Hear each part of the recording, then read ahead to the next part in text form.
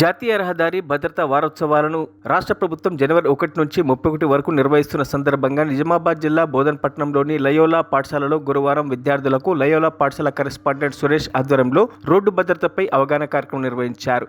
ఈ కార్యక్రమానికి ముఖ్య అతిథిగా బోధన్పట్టణ CI Venkatanarayana, Bodhan motor vehicle inspector Srinivasulu పాల్గొని విద్యార్థులకు రహదారులపై వాహనాలను ఎలా నడపాలి, వాహనాన్ని నడిపేటప్పుడు తీసుకోవాల్సిన జాగ్రత్తల గురించి వివరించారు. ఈ కార్యక్రమంలో పాఠశాల ఉపాధ్యాయులు శంకర్, దేవిదాస్, ఎంవీఐ అధికారులు, విద్యార్థులు పాల్గొన్నారు.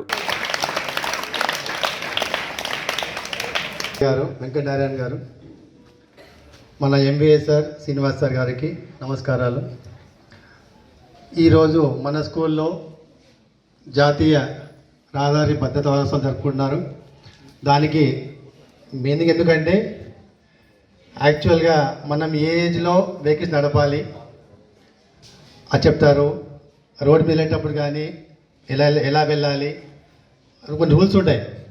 ఇలాంటి అలా వెళ్ళకూడదు. మనం రాంగ్ రైటా చూసుకోవాలి, మనం ఎలా ఉందో అని చెప్తారు వాళ్ళు. ఇక్కడ వాళ్ళు మెయిన్ పర్సన్ చెప్పడానికి జస్ట్ మనం విందాం, ఆ ఇన్స్ట్రక్షన్ని మనం ఫాలో అవ్వాలి. ఎందుకంటే ఈరోజు చూస్తున్నాం, హెల్మెట్ లేకుండా బైక్ నడుపుతున్నారు చాలామంది, సీట్ బెల్ట్ లేకుండా కార్ నడుపుతున్నారు, చాలా యాక్సిడెంట్స్ అవుతున్నాయి. కొంతమంది డ్రంక్ అండ్ డ్రైవ్ దొరుకుతున్నారు, అవన్నీ యాక్సిడెంట్స్ అవుతున్నాయి. సో అలా చేయకుండా ఏమేమి జాగ్రత్తలు ఉండాలి, తీసుకోవాలని చెప్తారు సారు. మనం ఇన్ని పాటిద్దాం. Thank you. వెహికల్ డ్రైవింగ్ వచ్చా అంటే అందరూ వచ్చని చెప్తారు, కానీ వెహికల్ డ్రైవింగ్ చేయొచ్చా మీరు ఏజ్లా?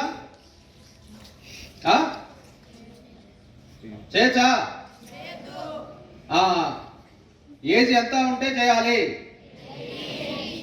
18 years కంప్లీట్ అయినాక కూడా డ్రైవింగ్ తీసుకున్న తర్వాతనే, డ్రైవింగ్ రూల్స్ అని తెలుసుకున్న తర్వాతనే వెహికల్ డ్రైవింగ్ చేయాలి. అంతేనా? ఓకే. డ్రైవింగ్ రూల్స్ అనేవి ఉంటాయి, ట్రాఫిక్ రూల్స్. డ్రైవింగ్ లైసెన్స్ తీసుకున్న తర్వాతనే వెహికల్ డ్రైవింగ్ అనేది చేయాలి. ఎట్టి పరిస్థితుల్లో కూడా లైసెన్స్ లేకుండా డ్రైవింగ్ మాత్రం చేయొద్దు. ఓకేనా? కొంతమంది వెహికల్ డ్రైవింగ్ చేస్తుంటారు, ట్రిపుల్ రైడింగ్ పోతుంటారు, సెల్ ఫోన్ డ్రైవింగ్ చేసుకుంటూ వెహికల్ నడుపుతారు. ఎట్టి పరిస్థితుల్లో కూడా మీ పేరెంట్స్కి చెప్పాలి, మీ బ్రదర్స్కి చెప్పాలి, మీరు డ్రైవింగ్ ఎట్టి పరిస్థితుల్లో కూడా చేయొద్దు. ఏజ్లో చెప్తున్నా, ఓకేనా? మీరు డ్రైవింగ్ చేస్తే మాత్రానికి మీతో పాటు ఎవరైతే మీ రిలేషన్, మీ ఫాదర్స్, పేరెంట్స్ సఫర్ అవుతారు, వాళ్ళు జైలుకు పోవాల్సి వస్తుంది. ఓకేనా? కాబట్టి మీరు ఎట్టి పరిస్థితుల్లో కూడా డ్రైవింగ్ అనేది చేయొద్దు. మళ్ళీ మీ పేరెంట్స్కి, మీ బ్రదర్స్కి చెప్పండి, వెహికల్ డ్రైవింగ్ చేసుకుంటా సెల్ ఫోన్ డ్రైవింగ్ కానీ, ట్రిపుల్ రైడింగ్ కానీ ఎట్టి పరిస్థితుల్లో కూడా చేయొద్దు. కంపల్సరీగా వెహికల్ 2 వీలర్ డ్రైవింగ్ చేసేటప్పుడు ప్రతి ఒక్కళ్ళు కూడా హెల్మెట్ పెట్టుకోవడం అనేది కంపల్సరీ. ఏదో ట్రాఫిక్ చలానా, ఏదో పోలీసులు చలానా ఇస్తారో మేము పెట్టుకుంటాం హెల్మెట్ అనేది కాదు.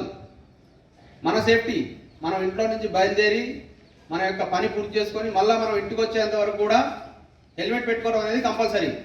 ఉన్నాయా మీ ఇంట్లో హెల్మెట్లు? లేవా? కంపల్సరీగా మీ పేరెంట్స్కి చెప్పాలి. మీ ఫాదర్ కానీ, మీ బ్రదర్స్ కానీ ఎవరన్నా 2 వీలర్, అందరి ఇంట్లో 2 వీలర్లు ఉన్నాయా? లేవా? స్కూల్లో ఏం నేర్చుకుంటాం మనం? చదువు అంటే మంచి అలవాట్లు.